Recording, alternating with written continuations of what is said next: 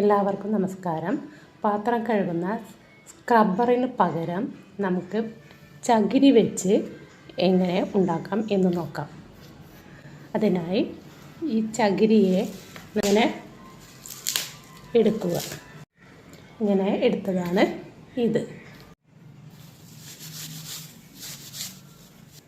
ഇനി ഇതിനെ ഇങ്ങനെ റൗണ്ടിൽ മടക്കുക.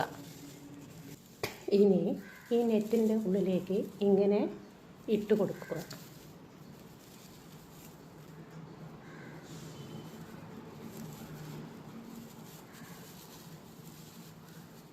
ഇനി ഇതിനെ ഇവിടെ വെച്ച് ഇങ്ങനെ കെട്ടിക്കൊടുക്കുക.